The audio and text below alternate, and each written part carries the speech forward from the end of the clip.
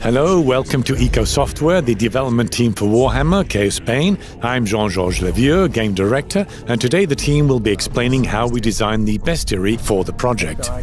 Creating an action RPG in a medieval fantasy world is a dream for many developers, so when the Warhammer license was offered to us, everyone was really excited, because many of the team are fans of the universe, and it allowed us to combine both an action RPG with Warhammer.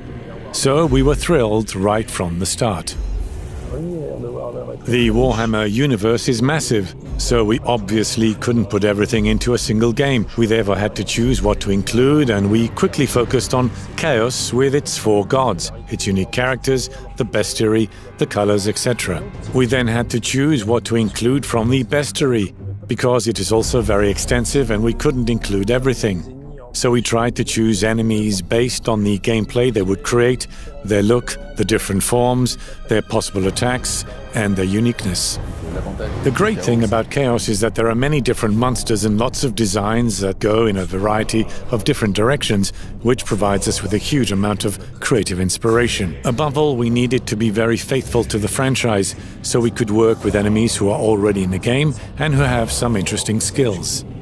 For example, we have the horrors of Tzeentch, the pink horrors which spawn and multiply when they die, Chaos Spawn, which explode when they die, and Nurglings, which are tiny creatures that swarm and pile up on top of each other to create little creature mountains. For these creatures, we needed to respect the original game's basic design, so we already had an established enemy.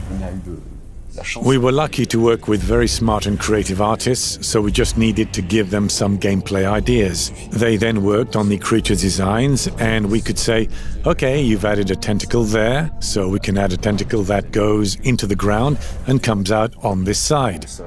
And so we worked with them to develop specific skills for certain creatures. Usually we start with a basic body in ZBrush, then we flesh it out and try to get the right feeling, so you can really feel the character and immediately understand what the character wants to do just by looking at it. And then we add color and textures. We need to respect the color schemes of Warhammer, the standards, so we are careful to remain faithful to the franchise. In terms of animation, it's hard to animate Warhammer characters because with figurines, you only have their basic poses. For the bosses, I tried to take inspiration from the figurine poses I found. I tried as much as possible not to take inspiration from other games that have been made in the Warhammer universe to avoid too much similarity. I tried to use my own references and pure imagination to create the animations. This is a bit difficult, but so far it's gone really well and I'm happy with what I've managed to do. It was relatively easy to create the bestiary because the Games Workshop Warhammer Bestiary is already very extensive. There are all kinds of monsters and sizes, and each is associated with a chaos god. So we could take monsters one by one and give them attacks that both respected the franchise and made for interesting gameplay, and we therefore ended up with believable enemies.